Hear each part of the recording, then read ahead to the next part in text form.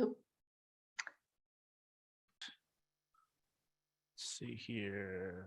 Where is my, there you go. Can you see my screen? yes, we can. Okay. All right. Great. Welcome, everybody. It's wonderful to be with you today. And I got to start off by, I really believe in America because before coming here, I didn't really understand a lot of things. And the US has one of the best financial systems, and it has this particular company here, and it gave me the opportunity. And so I'm forever grateful for every opportunity to share. So we're talking about Index Universal Life, IUL. So to understand that, we have to kind of look at where does an IUL fit in our repertoire of tools, right? It seems like we're always talking about IUL all the time. Well, it's because it fits in many different places, right? So if we're looking at sort of a family's financial needs, where does it start? The bottom, essentials, right? We have the food, shelter, clothing. We have to have our emergency fund. These things we must have in order to think about what else can we do with our time. If we can't take care of our essentials first, what are we going to do, right? After our essentials, we have to think about protection or insurance, right? Auto, health, home, life insurance. In this space, there's many, many different kinds. We'll do a little bit of a comparison, but Index Universal Life fits in this particular area, right above the essentials, okay? Above that, we have retirement, education funding. We have the various tools here. And then, of course, we have all of the speculative instruments that we know about: stocks, mutual funds, real estate, crypto, all of the fun stuff, lottery even, right? And what I find a lot of families that I've sat down with is that the essentials are covered with no problems, right? And then they maybe get a little bit of retirement from their work. They have to have these because these are required, and they skip straight from here to speculative, right? How many of our friends, me included, before I learned how personal finance works, did this? Right? Oh, just go straight into stocks. What stocks should I buy? Should I buy into real estate property, et cetera, et cetera, et cetera? And they ignored this critical part of this protection. So that's exactly where Index Universal Life fits. It is first and foremost life insurance. It is for protecting the family, okay? But outside of that, what other parts of it, what other pieces of it can we use in our daily lives? Well, then we have to understand kind of when or how did this particular product or this tool come about? So we're gonna have a little bit of a history lesson, right? Hopefully won't bore you too much, but I find life insurance history fascinating, right? So it kind of all starts with a couple of tax codes at the beginning. And these are really important. Okay, they're going to set the stage for why IUL is such a powerful tool in our toolbox. 101A1 and 72E, 1913. 1913 is a very interesting year in the history of the United States. Three things happened. Very important things happened in 1913. Anyone can give me those three things that happened? Now, one of them is obviously, 101A and 72E. But what other two things happened in 1913? Any idea? Federal Reserve, exactly, Federal Reserve. That's when it was established. Another interesting thing happened in 1913. Any other guesses? Any other guesses, perhaps? All right. We'll talk about it a little bit, right? Income taxes. Yes, exactly. Right. So before 1913, right, there was a brief part where there was a slight bit of income tax, 1% to 2%. But essentially, before 1913, 100% of the federal tax revenue came from businesses or tariffs or excise taxes. Right. If you look at what happened now since 1913, about 90% of the tax revenue comes from us, the individual taxpayers. So a big change, right? A big change. So 1913, another couple of important things, 101A, 72E. The first one, 101A, what did this say? This says that our life insurance proceeds, death benefit, is income tax free, okay? Any sort of payout from life insurance, income tax free. And then this other rule, 72E, was not as important back then, but now is even more important. It's that any cash value growth from life insurance is income tax deferred, okay? Not income tax free, income tax deferred, all right? So this didn't really make much of a difference before because originally there was only term insurance, right? just for protection purposes. And term insurance, it was easy to calculate. Right? Let's say I'm 45 and I'm going to get it until 75. We have actuary tables. We know what the cost is. We can take the total cost divided by 30 years. That's going to be my annual premium. Right? And because of that, there was really no concept of cash value inside of term insurance. Okay? It was essentially like renting a home versus buying a home, no equity. But then in the 50s, people thought, wait a minute, I don't want just term life, right? Because it expires at some point, which creates this dilemma of, on the 30th anniversary of my policy, do I die? Because if I don't die, I wasted all of my premiums. But if I do die, I stop living, right? So people are like, I want to be covered my entire life, okay? So that's why in the 1950s, this concept of whole life was designed. So whole life is just says, okay, you know what? We'll just calculate that everybody lives to age 100. We'll take all of the costs, right? We know where we start, age 45. We'll just pretend you're going to live until 100 and take all of those costs, average it out every single year. And that's going to be my annual premium.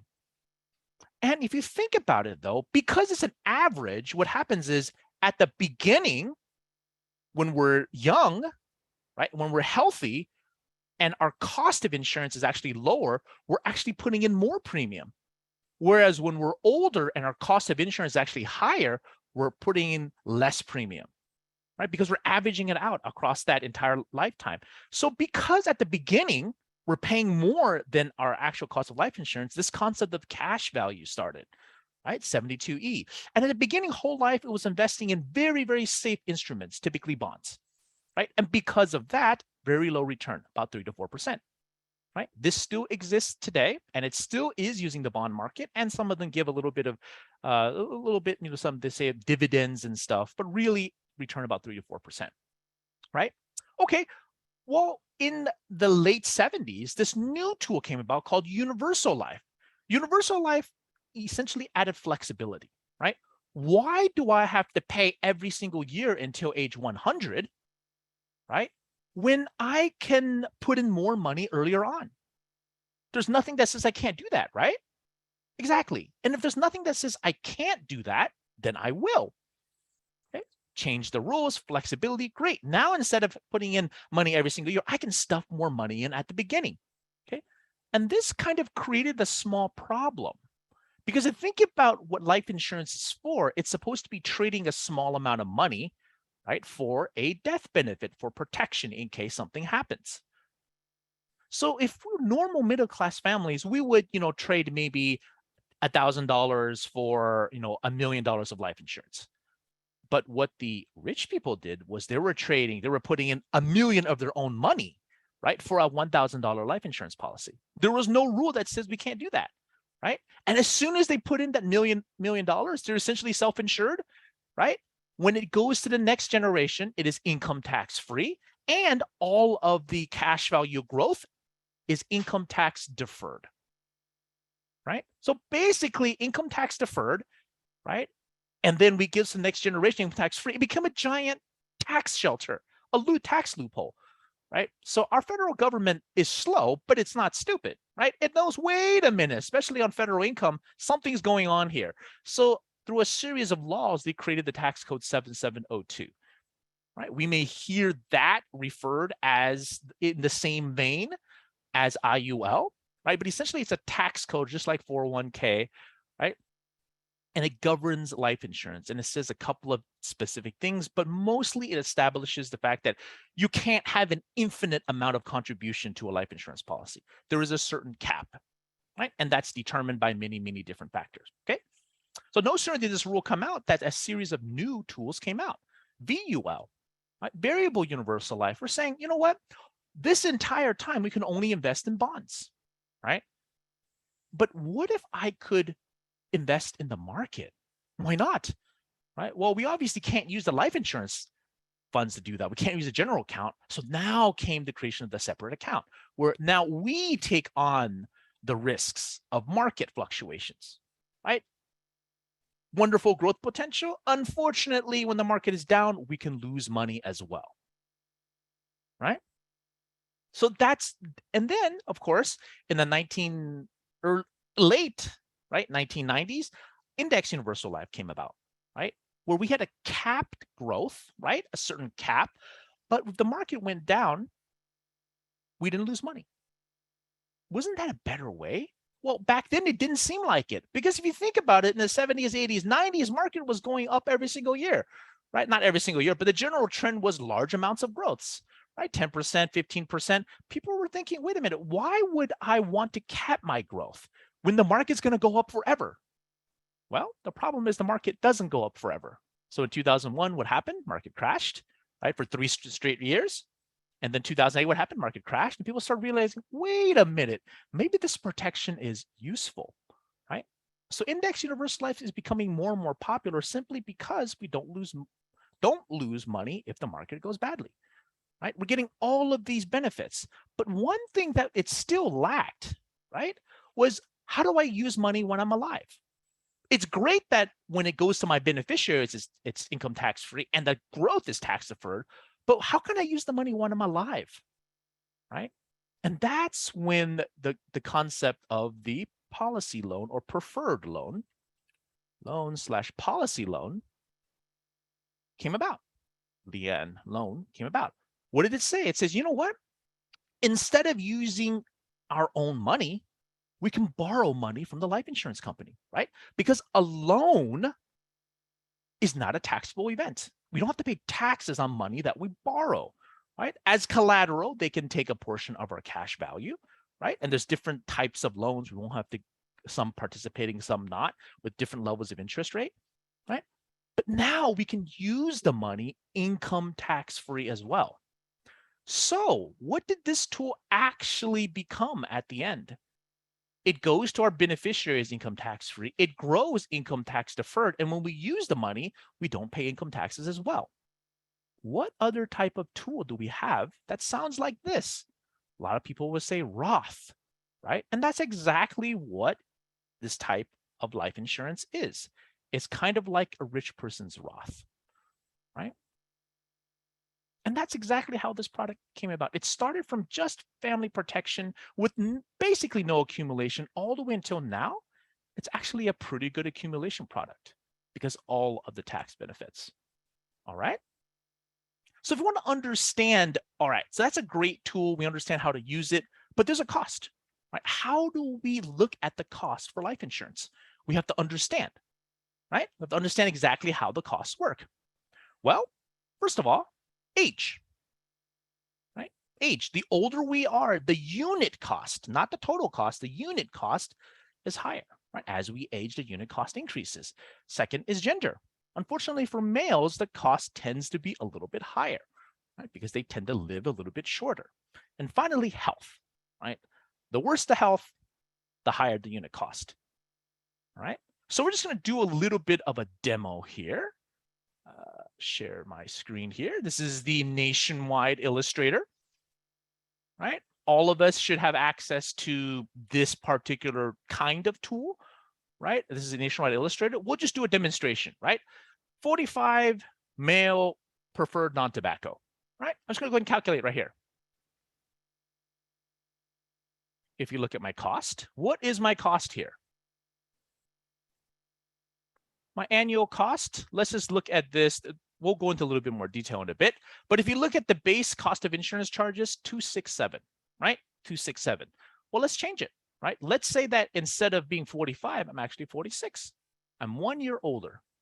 Calculate again. Remember, it was 267 before, right? Now it's 307. See? A little bit higher. One more age, right? 1 year in age, a little bit higher. Okay, let's go back to 45. And let's say I'm no longer male, I'm female, right? Let's calculate this. Now it's only 165. Instead of 267 for male 45, now it's only 165 for female age 45, right? I know what some of us are thinking. What if I change my gender? Sorry, it doesn't work. We can only apply for life insurance with the gender that we were born with, right? It's unfortunate, I know. Okay, let's go back to male. Okay, right now is preferred non-tobacco, right? What if I'm not that healthy? What if I'm standard, right? One level lower. Let's take a look. Remember, it was 267. Right? What is it now? 379. So again, any of those factors makes a difference in cost. But then people are always drilling on this concept of cost. Oh my goodness, this cost, this cost, this cost. Right? How many of us have talked to families before, and it's very hard to not have them focus on cost, right? So what do we do about that? Well, we make them an offer they can't refuse, right? Let's take a look at the actual cost. Okay. So let's go back to here, age male, and let's go back to preferred non-tobacco, right? A lot of people say, oh, the cost is so high. The cost is so high. Well, compared to what, right? They say that we should like keep our friends close, but then we need to keep our competitors even closer, right? They say compared to term, it's a lot more expensive. Let's take a look, right? Let's take a look. So let's go to term, use Nationwide just because they offer a lot of things. It's like 30-year term. 30-year term, same thing, 1 million in face, don't change anything. Let's calculate. How much am I paying every single year, right? 2,325. That's a lot cheaper, right? That seems to be a lot cheaper. You will have to pay more. Well, that's true only if we look at the short term, right? What if we pass age 75? Let's say that I need to renew my policy at 75. What does my annual premium become? 97,000. Do we want to pay 97,000 per year for a 1 million life insurance policy? That seems kind of high, right? So yes, term is cheaper in the short term, but in the long term, I think an IUL is better, right? The overall cost, because if you look at the overall cost to the age of, let's say 90, we're paying 4 million. Okay, 4 million. That's kind of crazy. 4 million for a $1 million life insurance policy. That doesn't really make sense, right? Okay. But then some people say, yeah, but whole life, right? I like whole life because it has guarantees, or a lot of people say that whole life, the cost is lower. Well, let's take a look. Let's change this. Nationwide also has whole life. So let's just go with the modern term was the 20 pay. Instead of paying for our entire lives, we pay for the first 20 years. Same idea. Remember, it's 4 million for term to cover until the age of 90, right? All right, let's see how much it is for whole life, right? If we want to the age of 90, oh, it's significantly less, isn't it? Right? If we want the coverage to the age of 90, it's 404,000, right? And we have an ending cash value of 861. Okay, 404 versus 861. All right. So wow, that's significantly better than term, right? If we're not just looking at short, we're looking at a long time span, it's better. But then let's look at IUL. Index Universal Life, like accumulator. Now, of course, we can have different ways of funding, right? You can choose to solve. Okay, I'm just going to put, maximum amount. Let's say 10 years. Sure, why not? Let's calculate. All right, let's take a look. How much premium are we putting in? 328, right? All the way until age 90. 90, we put in 328. And what is our cash value? Right? 4.2 million. So which one costs less in the long term? Right? Because the chances of our living to 90 is pretty high, right? Which seems like that this index, Universal Life, seems to work a little bit better, right? There is definitely a place for term because it is affordable, right? Unfortunately, if we're looking at our entire life and want something permanent, perhaps we can consider IUL, right? Okay, so let's look at the actual cost. A lot of people will say, oh my goodness, the cost is too high, right? I don't like it. So actually look at the cost, right? So we did this design. Let's go to Excel. All right, let's open this Excel file. Okay, all right, we have all of this data here. I'm going to get rid of all of this stuff. It's not needed. Let's just look at, where is the one that I actually need to look at? Oh, it's here, right?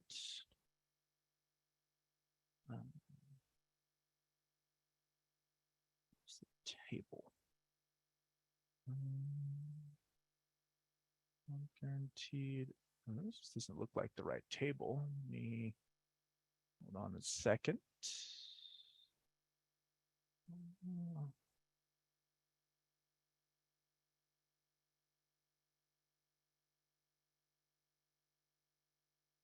Okay. All right. I'm going to share. Oh, I'm not sharing the right screen, am I? All right. So, all right. So if you look at the table that it comes out of, oops, I went a little bit too fast. If you look at the actual data here, it's down. Let's move this down. Hello. Move this down to the data. It won't move down. Okay, delete it then. Okay, if you look at the actual cost for this policy, okay. All right, we'll see a couple of things. We'll see that at age 45, the total amount I can put in is, we can see the screen now, right? You see the screen? You can see it? Okay, all right.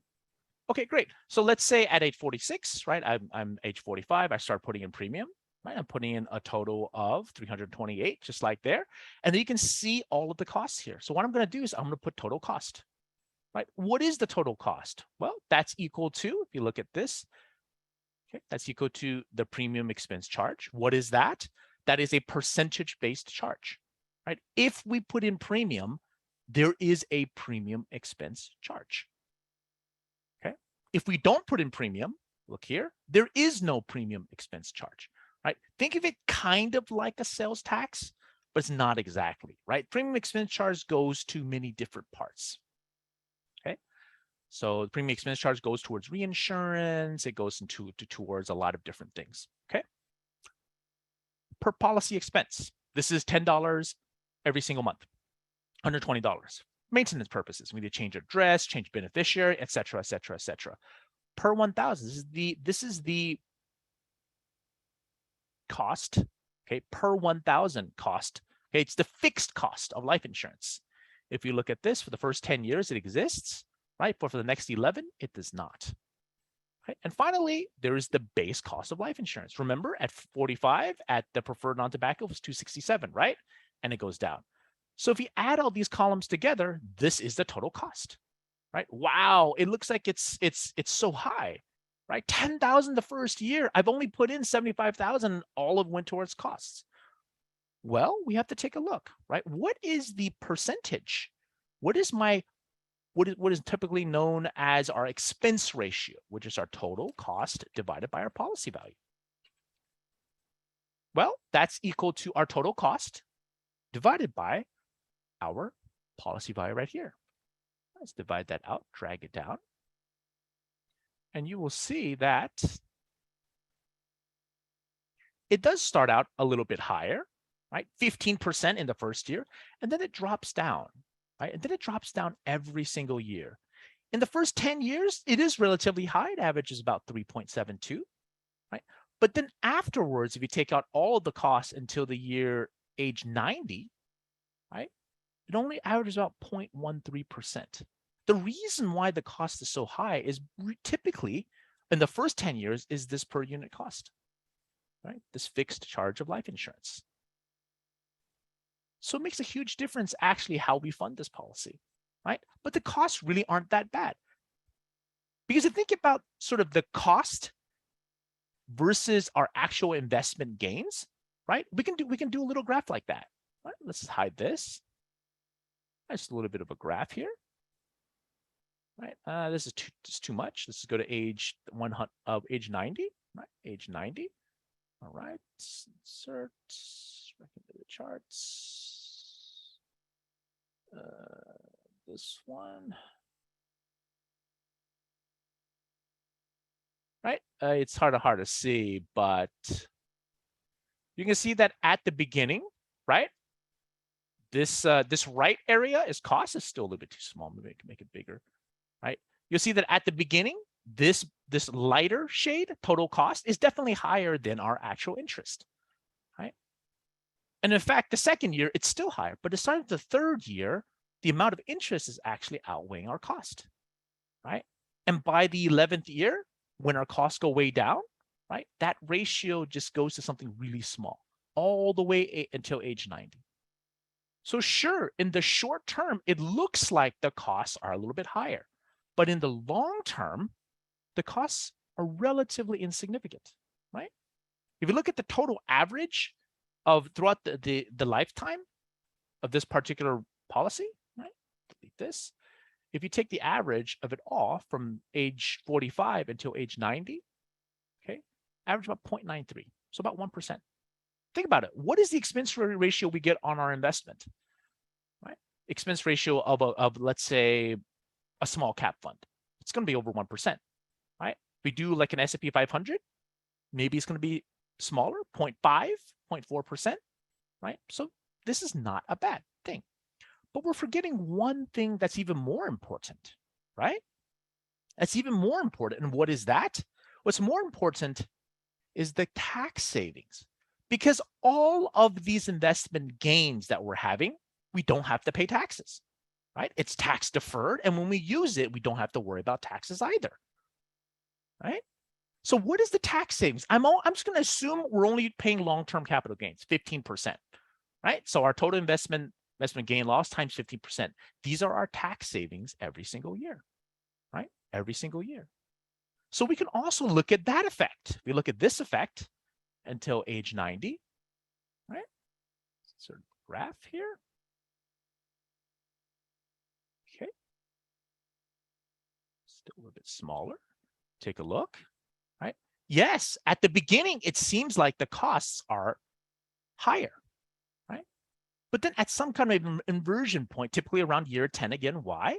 It's because the first 10 years has that permanent cost of life insurance, or I'm sorry, the fixed cost of life insurance, PUC, right? Per unit cost. As soon as that, it drops, right? And then the total cost is just a vastly smaller than just the tax benefit alone from having this particular tool, right? So this particular tool, a lot of people think, oh, it costs too much, but that's kind of a short-sighted approach, right? A short-sighted approach. If we're thinking long-term, this tool has many, many additional benefits that the regular one does not have, right? And that's what we're in it for. We're actually in it for the long term. We're not exactly in it for the short term.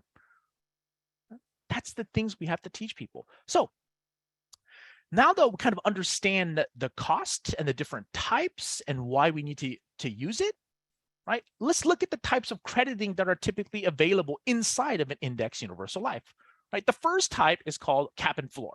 Very, very simple, right? We have some kind of a cap. It could be based on, let's say, the S&P 500, right? Nationwide has one, okay? And we have a floor of 0, right? Very simple. Another type might be a no cap. We still have a floor with no cap, but it comes with what's called a spread, which is essentially a fixed percentage, right? So we'll look at the example in a little bit, okay? For instance, Nationwide also has S&P 500 no cap with spread.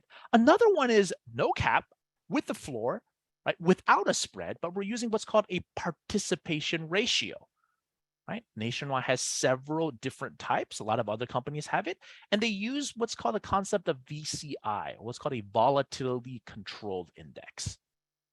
Okay, volatility controlled indices are a fairly new type of financial tool that's available. And what it does is a normal market kind of looks like this, right?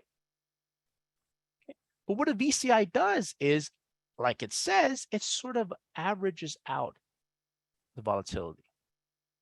So the highs are not as high, but the lows are not as low. So we'll give an example of a participation ratio when we actually look at it, right? And then finally, of course, you have your very basic, which is just our fixed, right? Our fixed. So if you want to look at that, it's very simple, right? If those of us who have the Nationwide Illustrator, right? Those of us who have the Nationwide Illustrator can go here, right here. And if you go to case design, and go to interest rate and income, there's something here you can click, right? That says click here to get info on index strategies. all we have to do is click that. And once we do, right, we'll actually look at what the indices do. And that's what we'll do right now. Right? Just when you think we're out of it, we're pulled back in. Right? We're pulled back in. Right? So let's go ahead and share. Go to here. Oops. Here. And here we go. This is what pops up once we click on that. Right? We can see the first is a traditional.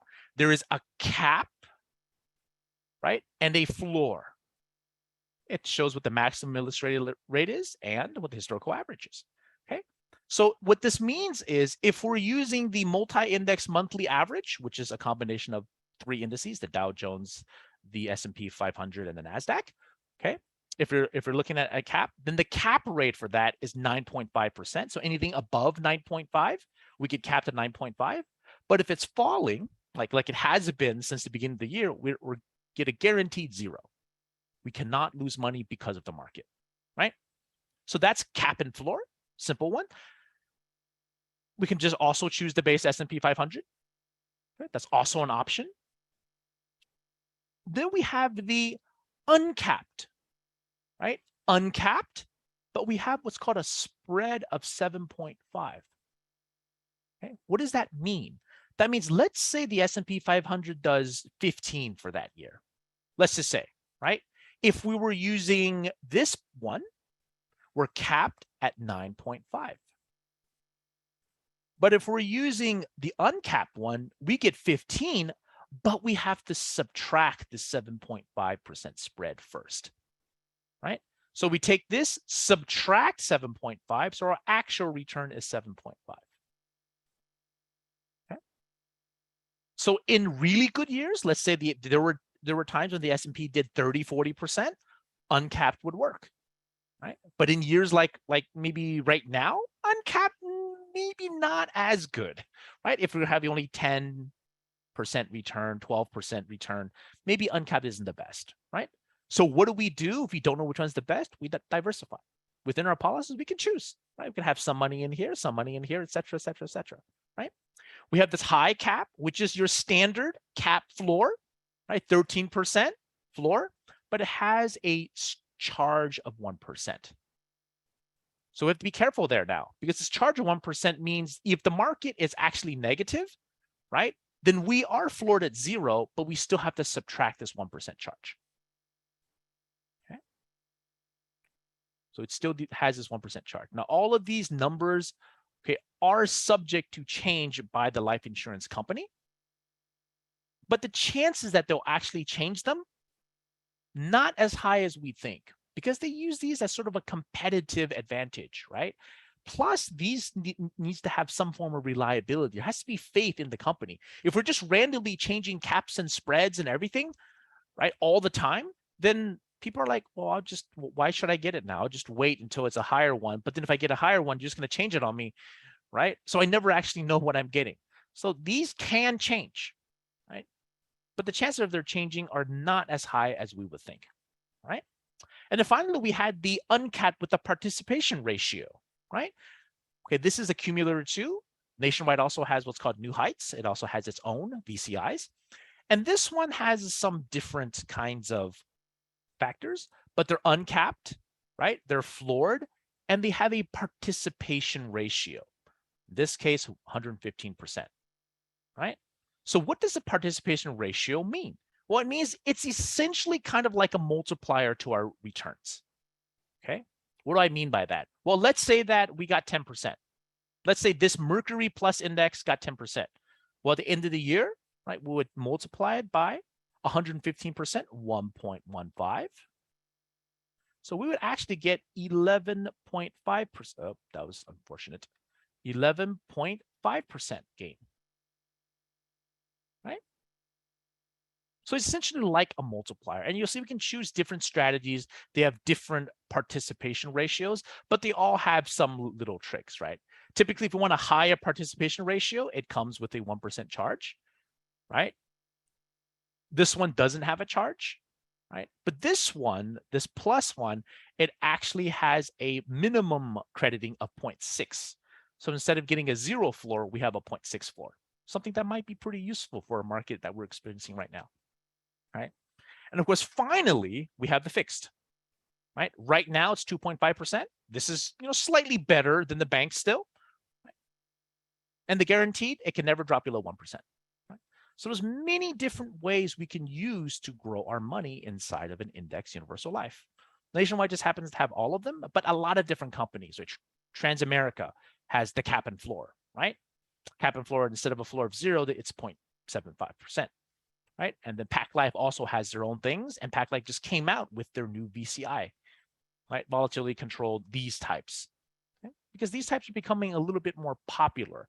Why is that the case? Well, if you want to look into a little bit more, I do have some data. I'll save it for later if there is time, okay? Because it's pretty interesting. If you look at the VCIs, right, they tend to actually perform pretty well in the long term.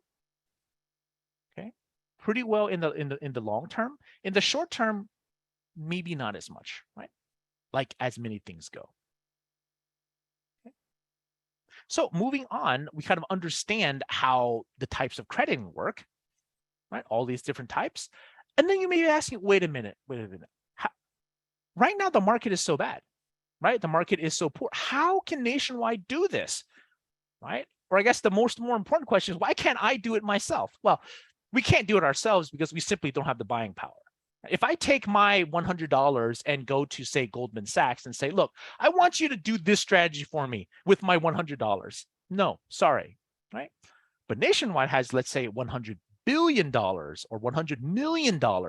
Yes, with $100 million, we can do certain strategies. This is exactly how it works, right? But it's basically the concept. So what the life insurance company says, with this $100, right, we put into some kind of a fixed place that gives us a guaranteed 4 or 5%. Right? It could be bonds, it could be whatever, right? And then once they have this, they divide it into two portions. They divide it first into the $100. This is our principal. And then this $4, right, they give to those investment banks or whatever. And they say, you know what, we're going to use what's called a call option. Okay? For those of you who understand how options work, it's essentially kind of trying to guess what the market is going to do, right? So if the market goes up 8%, then I will exercise this option, right? And I get 8% return. If the market goes to 20%, right, even though I get 20%, we're capped, let's say at 15, right? In this case, Nationwide is 9.5, okay? But let's say arbitrarily 15%. But if the market is down negative 20%, I'm not gonna exercise that option, right? So it becomes 0, but my principal is still here, right? This is obviously isn't exactly how they do it. They're not going to reveal exactly how they do it because there's lots of different things that go into hedging, but it's basically a conceptualized way that they can do it. Again, we don't have the buying power as individuals, but they do, right? They do. So how do we use this in our everyday lives? Right? We've kind of looked at how the cost works. We've looked at how the growth works, tax deferred, but how do we actually use it? Right? Well, the first one is worry-free accumulation. Right?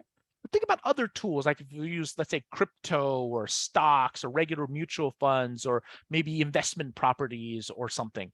Right? Are those worry-free? No, we worry. Oh, what if the market goes down, right? What if my house catches on fire? What if the plumbing breaks? I have to go fix it, et cetera, et cetera, et cetera. What if my tenants leave? What if my tenants don't pay? Right? What if the housing market crashes, et cetera, et cetera? All these things we have to worry about. But in an IUL, we don't have to worry, right? It's relatively hands-off, right? It's also tax-free accumulation. Think about the places we can get tax-free accumulation, right? Or at least tax-deferred accumulation. Far and few in between. We have our qualified money, our 401k, our IRAs, right? Either traditional or Roth. We have maybe our HSAs, right? If we want to use something like that for specific use, right, we can do a 529, but that's about it, right? But this gives us tax-free accumulation and tax-free distribution, okay? We can control our tax bracket. This is really key. A lot of people think, okay, how do I accumulate wealth? But when it comes to using wealth, how do we do that? right? When it comes to using wealth, how do we do that? That's also pretty important, right? Impact free, right, on financial aid. This is some of consideration too. My son is only 2 years old, right? He's going to go to college in 16 years. In 16 years, it's going to cost a lot, right? How do I get more financial aid? And of course, legacy enhancement. And we'll go through a couple of demonstrations of each, okay? So first one is, how do we control our tax bracket? And this typically happens when we're using money. And we use money most likely in retirement, right? In retirement. So in retirement, when we're trying to use money, we have to be very, very careful. Because let's say that I only have a traditional 401k, right? A lot of us only have a traditional 401k. And let's say that our retirement needs are 100,000.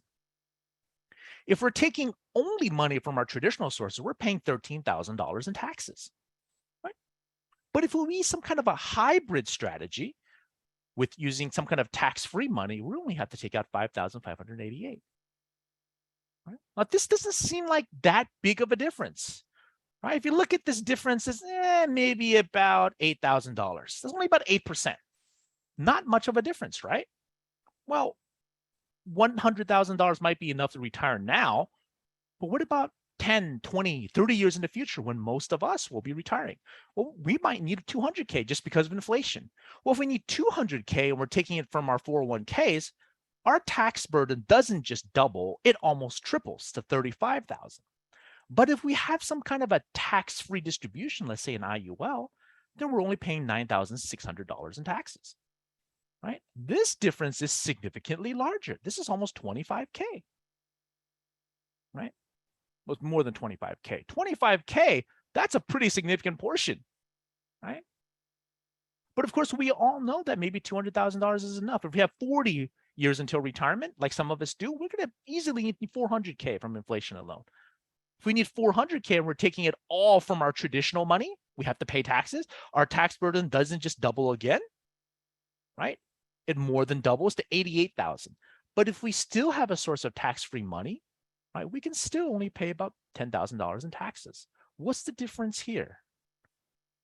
Right? This is almost 80K of difference. It's 20% of our entire income, right? So having this index universal life, what it allows us to do is we don't have to take everything we need and go into the super high tax brackets from our other retirement sources of money or our taxable sources of money, right? We can take out just to maybe the 10% bracket, or maybe just to the 12% bracket, or maybe just to the 22% tax bracket, or whatever we want to stay at. And the rest we'll take it tax-free. So that way, even though we're using or we're getting the same amount of money, we're paying significantly less in taxes, okay? And that's one way, controlling our tax bracket. Right? When we look at retirement planning, this will, obviously we'll go into more detail, but this is one way we can use it, right? Another way is there's no impact on financial aid.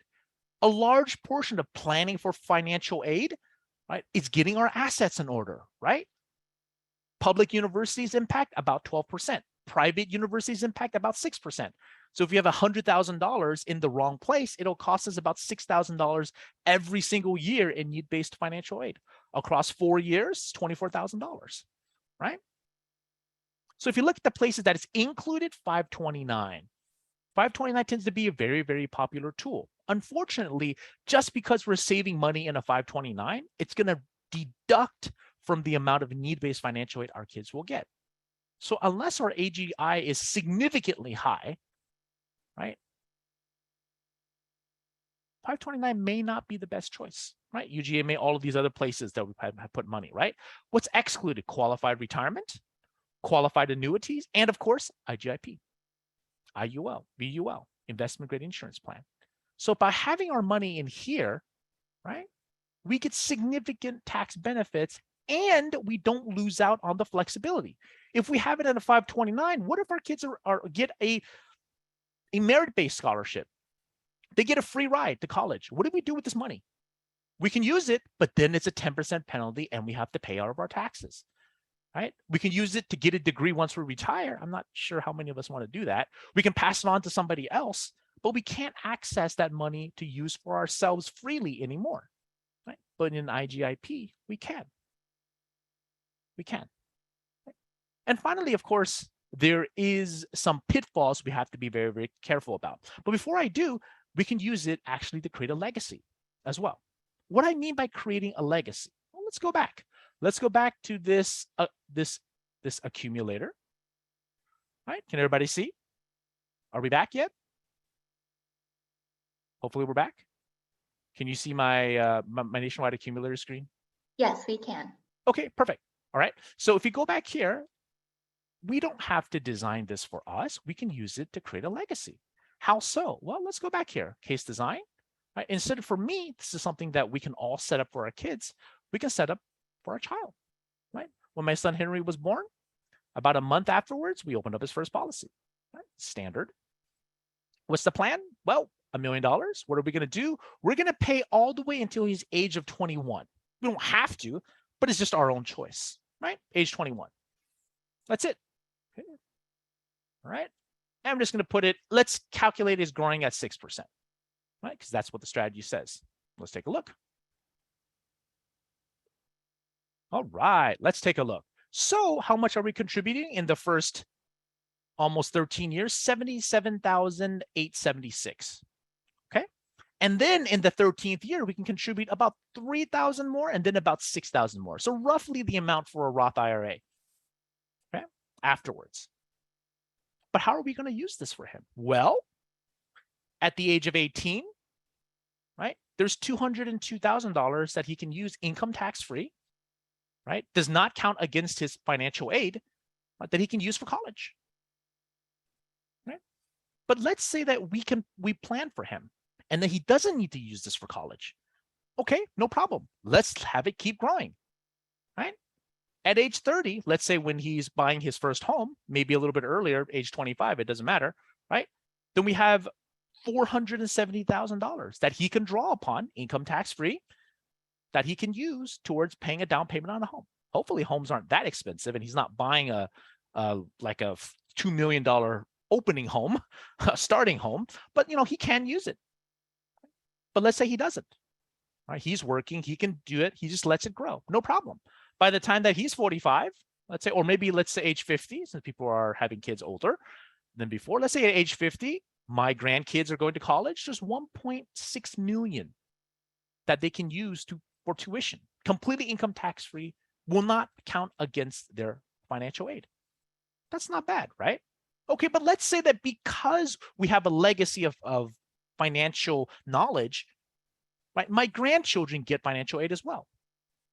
So my son doesn't have to use this, no problem. Let's let it keep growing.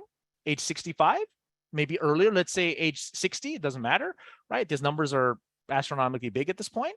At age 65, there's 4.4 million.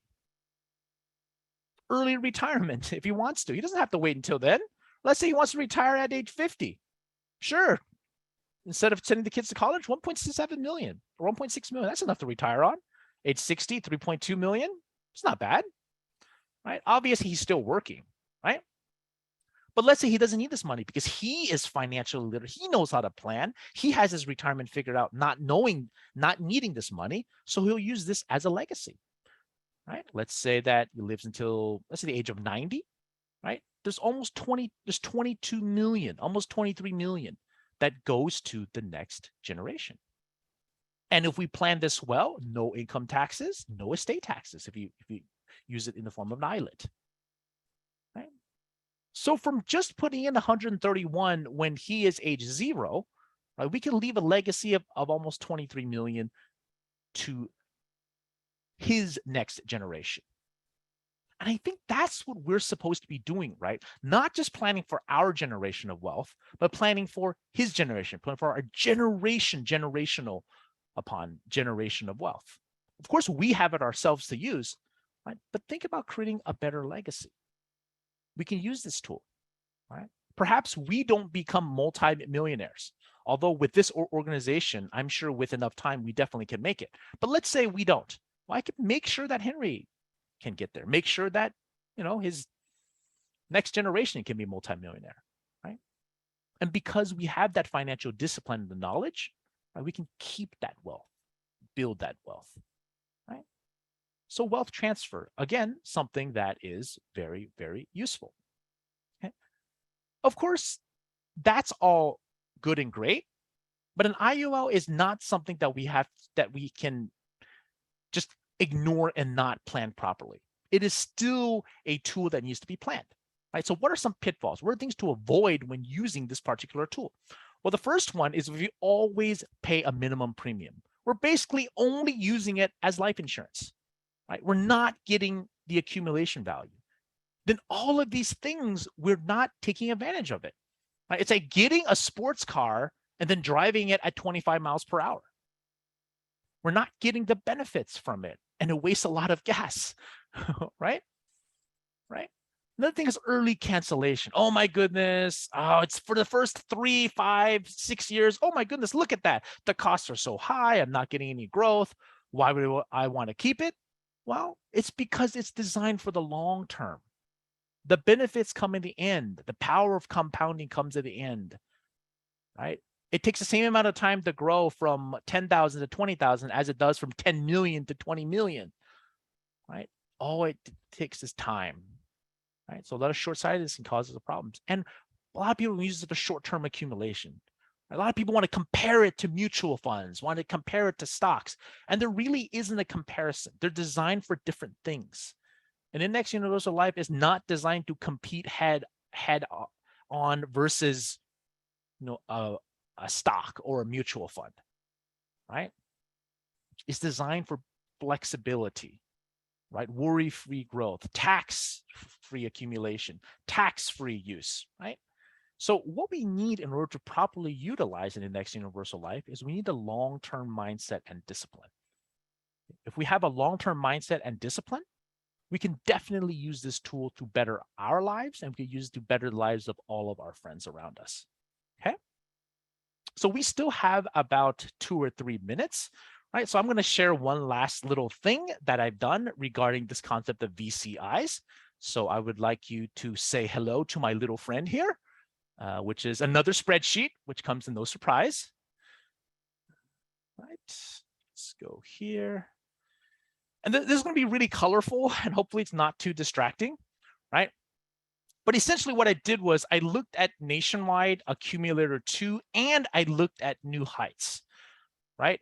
New Heights uses the Zebra Edge and Mosaic, right? And then the Accumulator has what's called the Mercury, right? And then the H factor, the Paribas H factor. So what I did was I did a little bit of comparison, right? So what I did was we have backdated data from 2005 for the Mercury. So what I did was I just looked at the S&P 500 returns.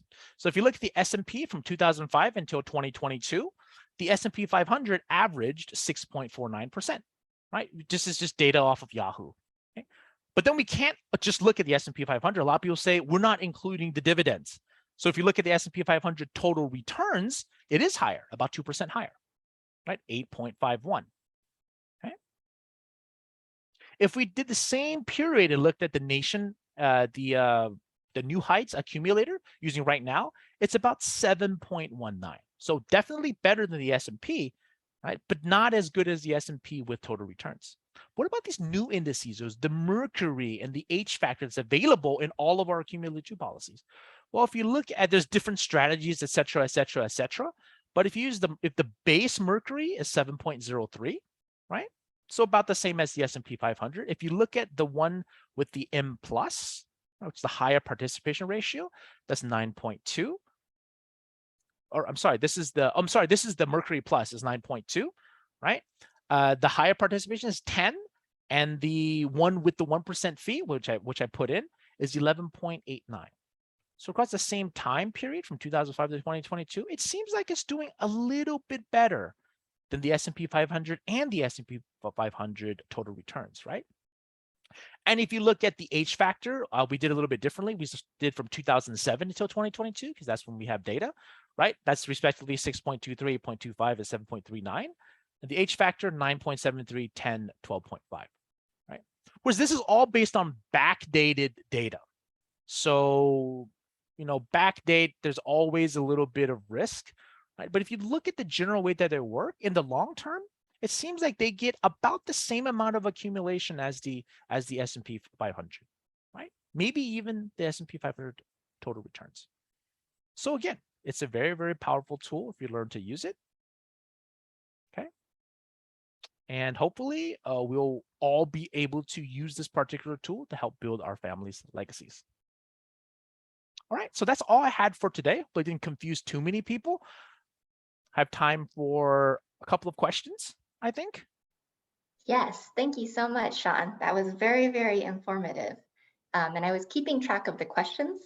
One of the first questions was from Roy. It says, how is a loan taken against the policy? Okay, yeah, so there's different types of loans that we can take. If you look at nationwide, there's two types of loans. There's what's called a policy, or there's a preferred loan, and then there's a participating loan, right? Different kinds of interest rates. But essentially, one of them is the policy loan or the preferred. In the first 10 years, it's 3.9, but they'll credit you back 3. So it's essentially 0.9% interest rate in the first 10 years. Okay, and then if you do the participating loan, it's 5%, right? It's a 5% loan. There's no, they don't give you back anything. But the good thing is it doesn't take your cash value as collateral. So that money is still participating in the market. So if the market does 10%, then you subtract 5% for a loan, you're still getting a base 5%, right? But if the market's down, then you're paying 5% interest. So it's always a risk, right? Each company does it a little bit differently, but it's all within typically the first 10 years, it's some small percentage. After 10 years, it's a 0%. Okay, thank you. And then Suri asked, who determines the spread rate and is it fixed? So it's typically not fixed. It's fixed for that one particular year that you have.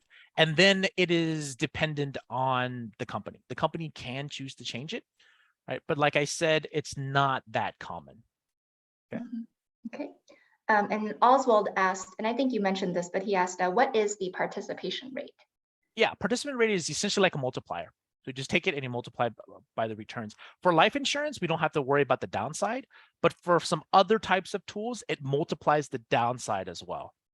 So if it's -2 and you have a 150% PR, it'll be -3%, right? So you have to be a little bit careful. For IUL, it doesn't matter since we're floored at 0. Okay. And then Balkrishna asked, how did you calculate the tax savings column in your Excel spreadsheet? Yeah, so basically we know that the tax rate is tiered, right? So if you look at the tiered tax rate, if we lower our tax rate, right? If we lower our tier, then whatever amount we're using, we're saving that bracket, like 22%, 24%, right? So by decreasing our taxable income, we have a tax savings of whatever amount we would have paid according to that tax bracket. So I can't really show you in the time that we have, but that's essentially how we calculated it. Okay, and I think time for the last question. Somebody, I think on one of your later slides, they said that IUL was tax-free. How come we're paying taxes in retirement? Well, because if you had all of your retirement in an IUL, right, then maybe. But I don't think we can actually save all of our money in IUL for our needs. So we're always going to have some other tools. In particular, a 401k, a traditional 401k or a Roth 401k, we have a free match. So if we don't use that, we're actually leaving money on the table. So we're always going to have some sources of taxable income, Social Security, right, those type of things. So we're always going to end up paying some taxes. But whether we can control it or not, that's up to us for planning. Yes, definitely. And then I think we have time for one last question, Sean. Okay. Somebody asked, what is a UGMA or UTMA? Okay, so it's a uniform gifts to minors, uniform trust to minors. It's a way of leaving money for kids, right? But a lot of people don't use that anymore. So it's not as common anymore. It's not as common of a tool that we see. Okay. All right. Well, thank you so much, Sean. And I know we had a lot of other questions, but we've run out of time, everybody. So, but thank you again, Sean, for the awesome presentation. I saw a lot of comments that is super clear. You know, they followed along all the way. And thank you very much for your presentation this evening. You're very welcome. And I appreciate the opportunity to share. Okay. Well, have a good evening, everybody. Have a good evening, Sean. And we'll see you guys next week for retirement checklist. Okay. Bye-bye. All right. Bye-bye.